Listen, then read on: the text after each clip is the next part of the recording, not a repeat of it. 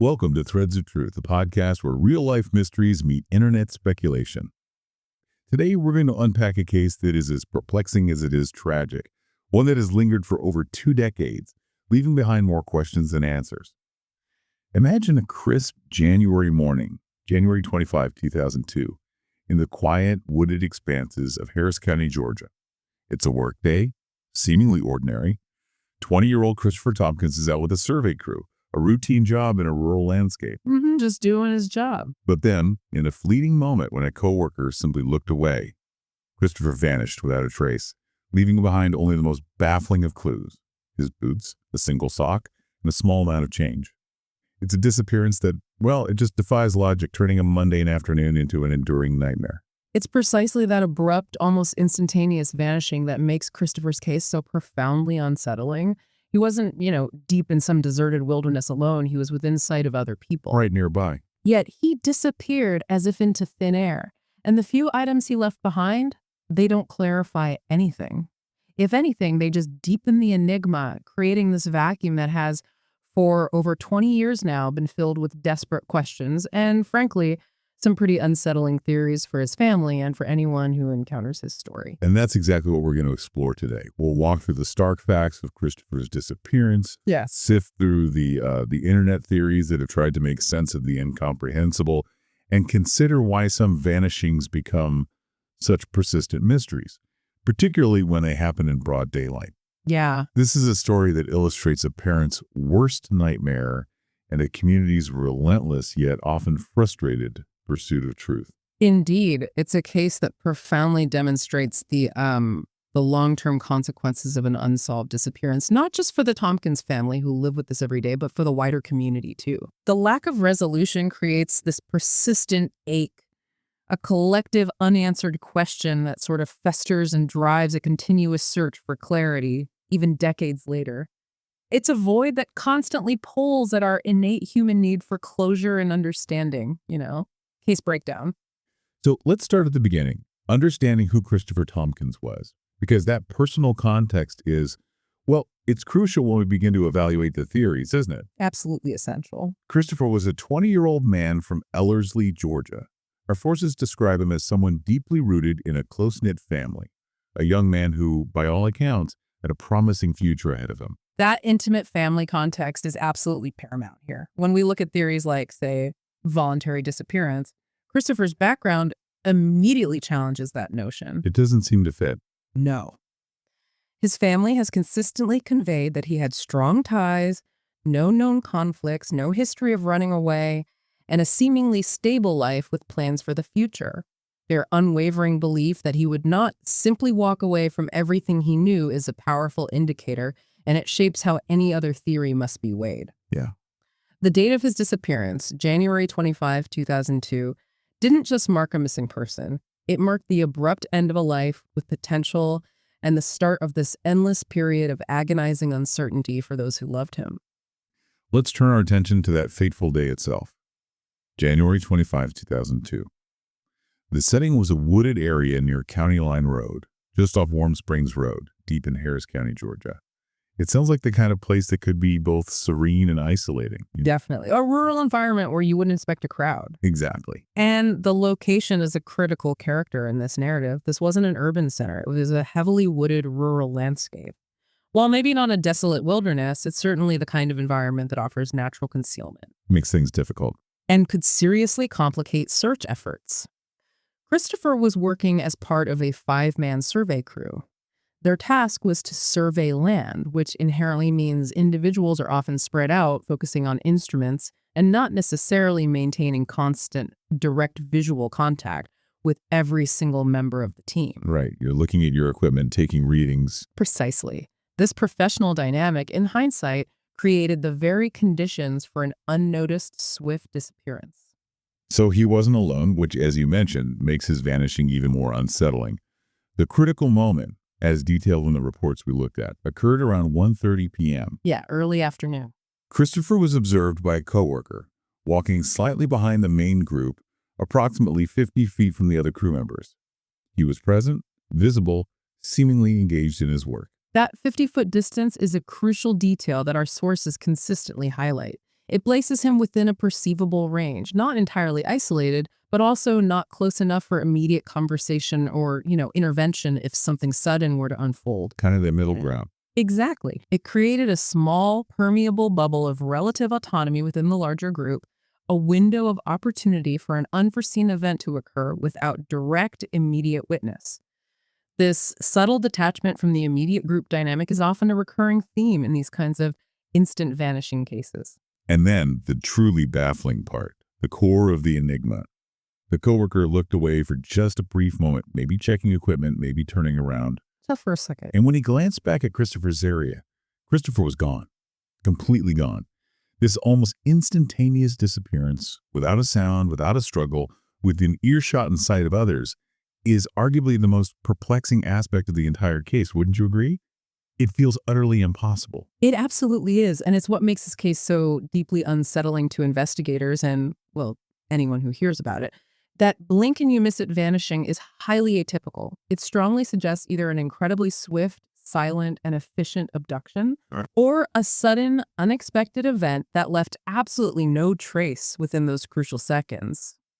The reports emphasize the lack of any audible distress, any visible struggle, or even a shout, despite others being, right nearby. 50 feet isn't far. Not at all.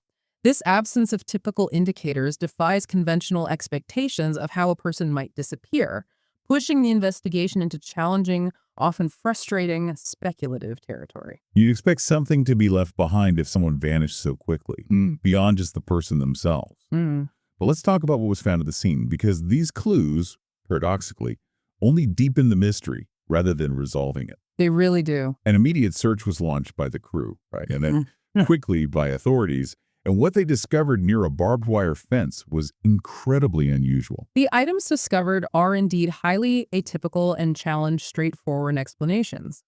Near a barbed wire fence, investigators found one of Christopher's boots, just one boot. Which is weird enough on its own.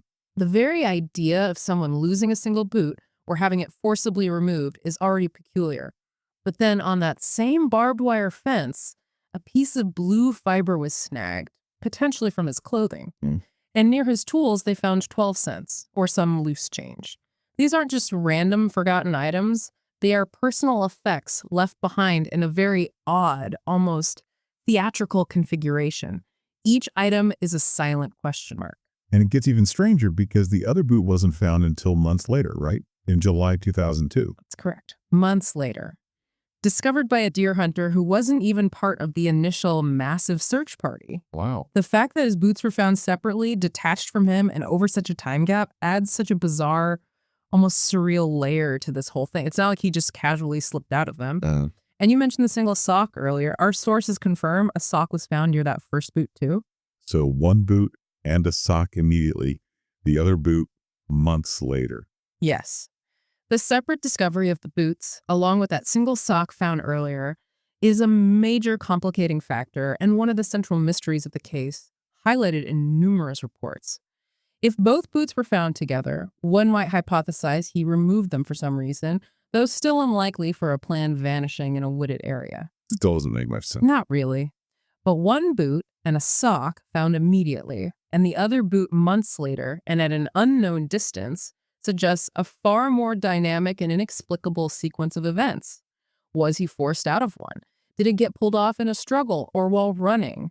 Did he shed them himself in a moment of panic or distress, perhaps fleeing through difficult terrain? And if so, how did the other boot end up so far away or get discovered so much later outside the immediate search perimeter? Exactly. These are deeply unsettling questions that have defied simple answers and continue to fuel speculation about the precise moments of his disappearance.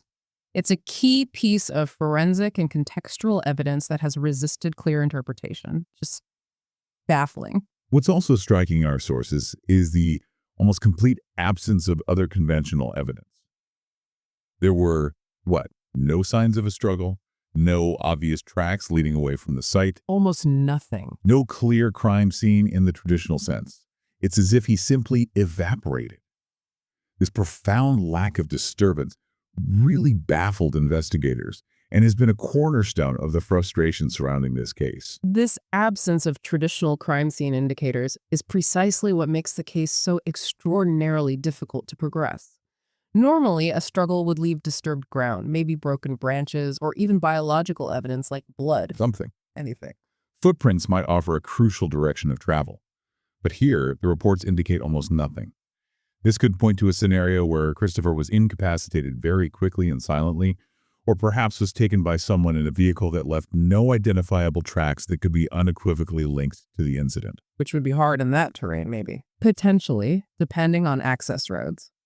But the lack of a clear, actionable crime scene pushes investigators into the realm of pure speculation, making it incredibly hard to build a concrete timeline or definitively identify a perpetrator or cause. It's a void that constantly plagues the investigation. And the presence of those personal items, his boots, that single sock, his money, his tools, seems to strongly suggest this wasn't a planned or voluntary disappearance. You don't typically leave your absolute essentials behind if you're planning to start a new life. Especially not in a rural, wooded environment where boots would be critical. Exactly. That's a critical deduction, and it's a point consistently emphasized by both investigators and the family in the material we've reviewed. The abandonment of those items fundamentally contradicts the idea of a voluntary departure. If Christopher intended to run away and start fresh, he would logically take his boots for protection and travel, certainly any money he had, and likely his tools if they were valuable to him for work or barter. Things you'd need. Absolutely. Their presence at the scene, along with the complete lack of any subsequent contact, very strongly points toward an unforeseen, sudden, and unexpected event that he did not instigate or plan. It forces us to consider external factors or an immediate, overwhelming crisis. It tells us something happened to Christopher, rather than Christopher doing something intentional to disappear. Given these perplexing clues and the almost impossible nature of his vanishing, what did the initial investigation and subsequent search efforts look like?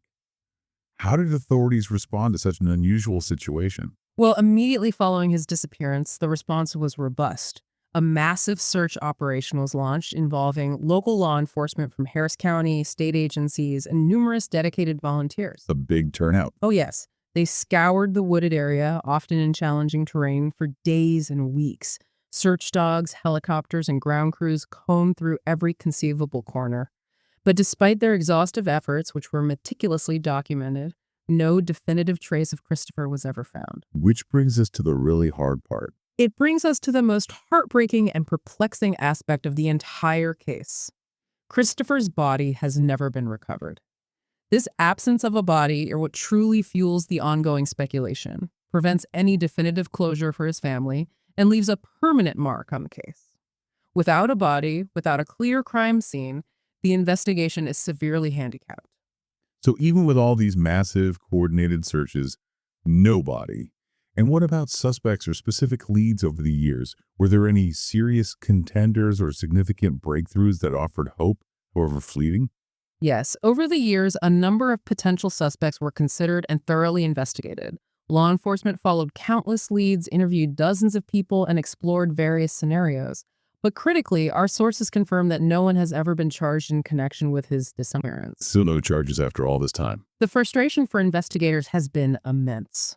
There was, however, one particularly significant development that offered a tantalizing yet ultimately devastating glimmer of hope in 2007. 5 years later. A full 5 years after Christopher vanished, a man named Rodney Jones, a known serial killer already incarcerated for other horrific crimes, claimed to have information about Christopher's case. Oh, wow. That's where it gets truly chilling. A serial killer claiming to hold the key to Christopher's fate. That must have been an emotional roller coaster for the Thompkins family. Unimaginable. A terrifying possibility that also offered the first real hope of an answer in years. It was precisely that, a profound psychological ordeal for the family. Jones, a predator responsible for multiple murders, led police to a specific location where he claimed Christopher was buried. He gave them a spot. A specific spot. The investigative team, understanding the gravity of such a claim from a known killer, undertook extensive searches of that area, deploying all available resources, including cadaver dogs and ground-penetrating radar. They dug Meticulously. However, tragically, these searches yielded absolutely no remains, nothing. Yeah, that's just awful. False hope like that. This false lead was a devastating blow, not just for the investigation, which had invested significant resources, but immeasurably for the family, pushing them back to square one after experiencing such a harrowing yet ultimately empty hope. It demonstrated the profound challenges of dealing with unreliable information and false confessions in cold cases, where desperation for answers can lead down deceptive paths. So here we are over 2 decades later, and the case of Christopher Thompkins remains officially unsolved. This truly represents a parent's absolute worst nightmare, the complete vanishing of a child without any answers, any closure, just a gaping, inexplicable void. Absolutely. The enduring mystery and the profound lack of resolution have kept this case actively discussed within the local community, and perhaps even more so within online true crime forums. It underscores the profound and long-term consequences of an unsolved disappearance. It really does. Not merely on the immediate family who live with this agony daily, but on the fabric of a community that grapples with the unknown, with suspicions and lingering questions for generations. The hope for answers persists, however faint, but so does the deep, unhealed wound of uncertainty. It's a case that refuses to fade into the background. Internet theories and cultural interpretations. And that deep wound, that information void you just described, is precisely what the internet tries to fill, isn't it? It often does, yeah.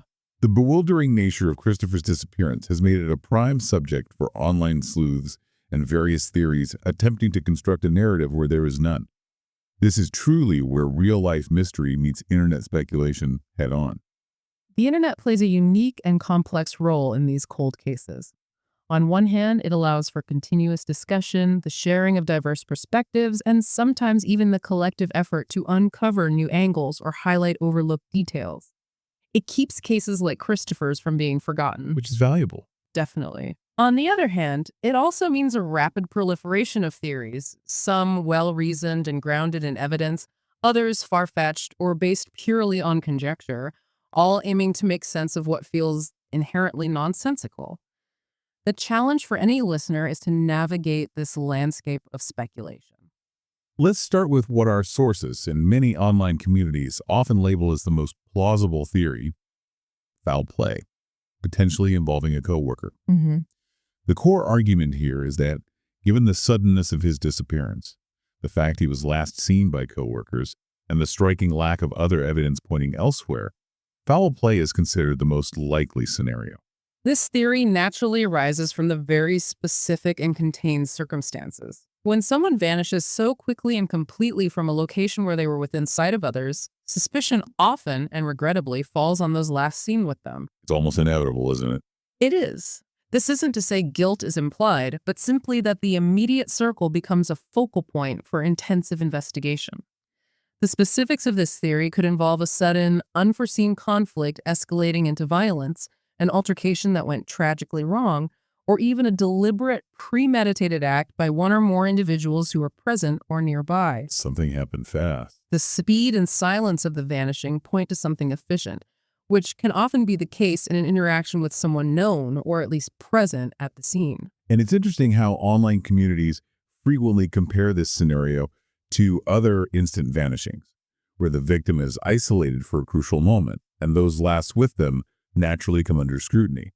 It's almost a recognizable pattern in true crime narratives. That's a very keen observation. The instant vanishing trope, particularly from a confined setting or a work site, often leads online sleuths to focus on the immediate environment and the last known contacts. It's a logical jump based on patterns observed in other cases where inside knowledge or opportunity played a role. But there's still big problems with this theory too, right? Oh, absolutely. The critical gaps in this theory, despite its high plausibility, are still glaring. Without a body, without confession, without definitive forensic evidence, this remains an unproven hypothesis. It leaves the family in an agonizing state of perpetual questioning, where logical probability doesn't equate to legal certainty or emotional closure. The next theory is one that frequently surfaces in missing person cases. Voluntary disappearance. The idea that Christopher simply chose to leave and start a new life, perhaps to escape something or someone. But with Christopher's case, our sources present some pretty strong counterarguments. Absolutely. While voluntary disappearance is always a foundational consideration in any missing person case, it's rendered particularly unlikely in Christopher's situation by the very evidence left behind. The boots again? The boots, the tools, the change, the fact that his boots, his tools, and even loose change were found at the scene strongly contradicts a planned departure. People planning to leave typically take essentials, the very items you'd need for travel, survival, or starting fresh. You wouldn't leave your boots in the woods. To abandon critical footwear in a wooded environment along with money and work tools speaks not of foresight, but of sudden, unplanned chaos. Right, it screams a lack of preparation. Plus, there's been no follow-up activity, no credible sightings, no contact with family or friends for over 2 decades. That's a long time to stay hidden. A very long time. And as we discussed, his close-knit family has also consistently and adamantly rejected this theory, stating he had no reason or indication whatsoever that he would leave. Their intimate knowledge of Christopher's character and circumstances carries significant weight. I did him best. Precisely. The sustained silence for over 2 decades, coupled with the family's unwavering testimony about his character and life situation, makes this theory highly improbable. It's difficult to reconcile a deliberate, planned, voluntary disappearance with the chaotic scene left behind, the specific items abandoned, and the complete absence of any subsequent trace or communication over such an extended period. It just doesn't add up. The totality of the evidence available points away from Christopher having chosen to vanish. It would require an almost unprecedented level of planning and commitment to a new identity without a single slip-up for 20 years and contradict all initial clues. Then we consider the theory of an accident or misadventure. The core argument here is that Christopher might have fled into the woods for some reason, perhaps got injured, became disoriented, or encountered an unknown individual or even an animal by chance. Right, something happening out there in the woods. The rural setting certainly lends itself to such possibilities. This theory does indeed have some initial supporting circumstances due to the very nature of the environment. The disappearance occurred in a wooded rural area where accidents, a fall, an encounter with an unforeseen natural hazard, or a random non-malicious interaction that led to injury and incapacitation are certainly within the realm of possibility. It could happen. One could envision him running from something, getting lost, or sustaining an injury that left him unable to call for help or be found. But the significant gaps here, as our sources detail, are the extensive and exhaustive searches. They found no signs of injury, no discernible trail indicating a struggle or flight, and no physical evidence whatsoever supporting an accidental fall or misadventure. Despite looking really hard. So, while environmentally plausible, it lacks any definitive corroborating evidence. That's the crux of why this theory, despite initial appeal, struggles to gain definitive traction. While the environment lends itself to such possibilities, the sheer absence of any physical evidence, no broken glasses, no blood, no disturbed foliage consistent with a fall, no personal effects beyond the initial strange discoveries that could point to a specific accident, makes this theory incredibly difficult to sustain. It's a big leap to assume everything was just missed. It is. Despite comprehensive, repeated, and meticulous search efforts spanning miles, the woods yielded no answers to support an accidental death. It's a theory that relies heavily on an assumption that all evidence was simply missed or completely obscured, which is a big ask given the scale of the search. And of course, there's the broader theory often speculated in online forums: abduction by outsiders. The core argument here is that someone unknown to Christopher or his crew, a random opportunist, abducted him from the worksite. This is a common speculation that surfaces in online discussions for many missing persons cases, fueled by a general sense of fear about the unknown. The core argument is that an external party, perhaps a random opportunist or someone targeting the crew, intervened. Like someone just weeding the woods. Possibly. However, the material we have on Christopher's disappearance gives us fewer hooks for this specific scenario compared to other theories. The close proximity of other crew members, the striking lack of a struggle or any audible disturbance. The silence is key. And no reported vehicle sightings in the immediate vicinity, as our sources point out, make a sudden, silent external abduction a more difficult narrative to substantiate without further compelling evidence. It doesn't align as strongly with the instant vanishing from a populated worksite without some indication of an outside presence. It seems like, regardless of the specific theory, online communities have really played a crucial role in Christopher's case, keeping it alive, comparing it to other cold cases, and generating new angles, even if some of them are, pretty out there. Oh, definitely. It's a testament to the persistent human need to find answers, isn't it? They absolutely have. The ongoing discussion in online forums ensures that Christopher's case isn't forgotten, acting as a kind of distributed, persistent public investigator. While not all theories generated are fruitful or based on concrete evidence, this collective consciousness does keep pressure on authorities, sometimes unearths details that might otherwise fade into obscurity, and certainly offers a platform for the family to keep Christopher's story in the public eye. Yeah. It's a powerful example of the digital age's profound impact on the longevity and public engagement with unsolved mysteries, for better or worse. Analysis and takeaway. So let's bring all these threads together now. Evaluating the theories we've discussed, which one, based on the available, albeit scarce, evidence, appears to align best with the documented facts in Christopher's case? What makes the most sense, even if it's still just a theory? Well, based on the documented facts we've reviewed, the extremely sudden vanishing, the discovery of his abandoned personal items, particularly the boots and sock, and the striking lack of a clear trail or physical struggle, the foul play theory seems the most Consistent. consistent, even if unproven. Exactly. Most likely involving someone he was with or encountered very briefly at the scene. The specifics of the scene, particularly the abandoned personal effects, strongly argue against a planned disappearance. It simply doesn't fit the profile. The boots just killed that theory for me. It makes it very difficult. An accidental death remains possible in a wooded environment, but it lacks any corroborating physical evidence despite those extensive searches, making it a difficult theory to definitively support. This leaves foul play as the most unsettling yet empirically supported hypothesis, even if the specifics of how and by whom remain completely elusive. This entire case, with its broad daylight disappearance from a populated work site, really highlights why these kinds of sudden vanishings are so profoundly unsettling for us, culturally and psychologically. They truly do, and for fundamental reasons. They challenge our basic ingrained sense of safety. We inherently believe that danger should be predictable, that we are relatively secure in seemingly mundane environments surrounded by others during daylight hours. You feel safe at work, generally. Right. When someone simply vanishes under those specific, seemingly secure circumstances, it profoundly violates that expectation. It suggests that danger can strike anywhere at any time in plain sight, pulling back the veil on the illusion of everyday security and exposing a terrifying vulnerability. It's that psychological impact, isn't it? The idea of someone just vanishing in an instant without a struggle, without a clear explanation, is profoundly unsettling and extremely difficult for the human mind to process. It is. It leaves no closure, just an endless loop of what if and an inability to construct a coherent narrative. Exactly. This instant vanishing phenomenon resonates deeply because it taps into a primal fear of the unknown and the seemingly impossible. It creates a vacuum of information that our brains desperately struggle to fill. Our minds crave narrative, they crave explanation, they crave cause and effect. We need things to make sense. We do.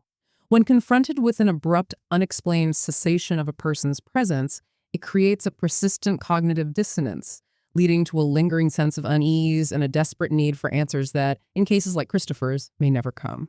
There's no narrative arc, no satisfying conclusion, just an abrupt, jarring stop in the story of a life. And speaking of those unanswered questions, let's highlight some of the most enduring and haunting ones from Christopher's case that continue to plague investigators and his family. First, those boots, the single sock, and his personal items, why were they left behind?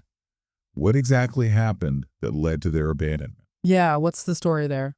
Was he forcibly removed from them? Did he shed them in a panic? Or were they deliberately left as some kind of misleading clue to confuse investigators? This remains a central, unresolved mystery. The boots, especially their separate discovery months apart, along with the single sock, are arguably the most symbolic and perplexing physical clues.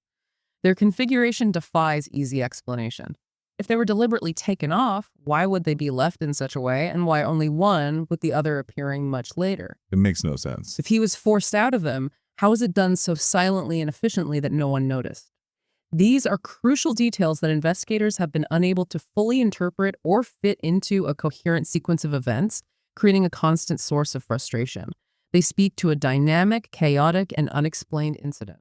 And then there's the complete absence of a clear trail or struggle.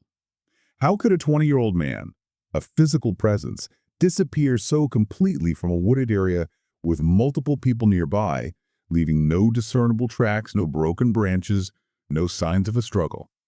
This is truly the core of the enigma. It really is. The ultimate question that fundamentally challenges our understanding of what happened. It is.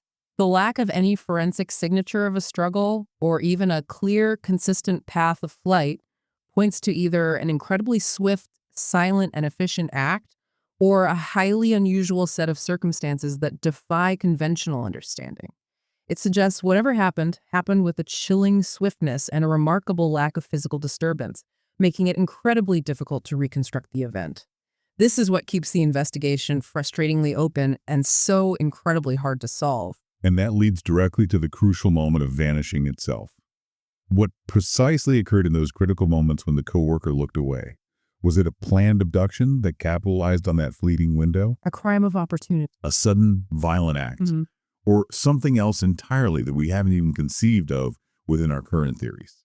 That brief window of unobserved time, that single moment when eyes averted, holds the absolute key to this mystery.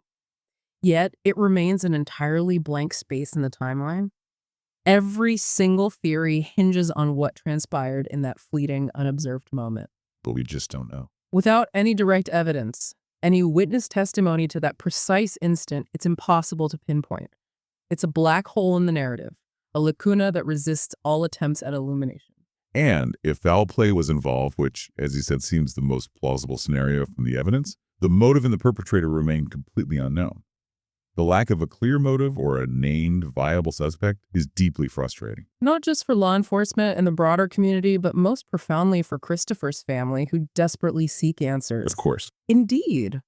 Without a discernible motive, it becomes extraordinarily difficult to even begin constructing a profile or narrowing down a list of potential suspects. Was it random violence? Was there a hidden personal reason unknown to his family? The absence of these fundamental components leaves the case in a state of perpetual suspended animation, a constant ache for justice that can only be found with a truth that remains elusive. The threads of truth, in Christopher's case, are incredibly complex, aren't they?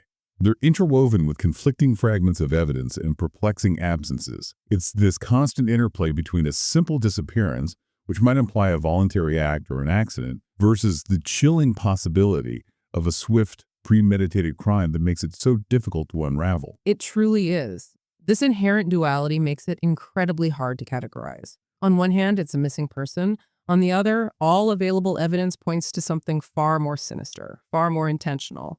This profound ambiguity itself is a significant thread, forcing a constant reevaluation of every single detail and every potential scenario. And then there's the ongoing, tireless struggle of a family seeking answers and justice from a system that, in their eyes, has been unable to provide definitive closure. That relentless, heartbreaking effort from loved ones is a powerful thread that runs through the very fabric of every single cold case we examine. The family's fight, their decades-long advocacy, becomes a central, poignant part of the case's narrative. It represents the immeasurable human cost of an unsolved mystery. Their persistence, their refusal to let Christopher be forgotten despite decades of heartbreak and false leads like the Rodney Jones claim. Yeah. It's a testament to their profound love and commitment, and it ensures that Christopher's story and the desperate search for what happened to him is not forgotten. And the heartbreaking reality of this particular case, as with so many cold cases, is that the full truth of what happened to Christopher Thompkins may forever be lost to time. Yet the powerful narrative of a family's hope and their relentless, unwavering pursuit of justice, regardless of the odds, continues. That balance between the bleak reality of an unsolved case and the unwavering hope of a family is perhaps the most poignant thread of all. It speaks to the enduring human need for resolution, for accountability, and for truth, even in the face of overwhelming odds in the passage of so many years. Christopher's story continues to resonate because of that profound human struggle against the unknown.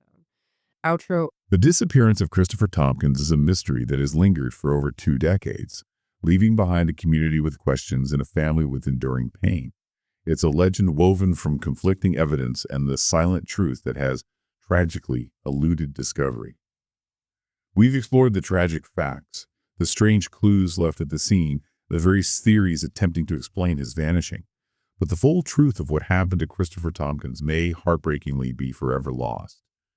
His story, however, and his family's relentless pursuit of justice will never be forgotten. What do you think happened to Christopher Thompkins? Do you believe the foul play theory aligns best, or do you find another explanation more compelling, given the strange clues? We invite you to join the conversation on our social media platforms using #ThreadsOfTruth and #ChristopherThompkins to share your thoughts. Next time on Threads of Truth, we look at the tragic and puzzling disappearance of Mistress Richardson, a young woman who vanished in California after a late-night release from jail under deeply controversial circumstances. Thank you for joining us. Don't forget to like, subscribe, and leave a review for Threads of Truth wherever you listen. Your support helps us continue to shed light on these unsolved cases and search for the truth, one thread at a time.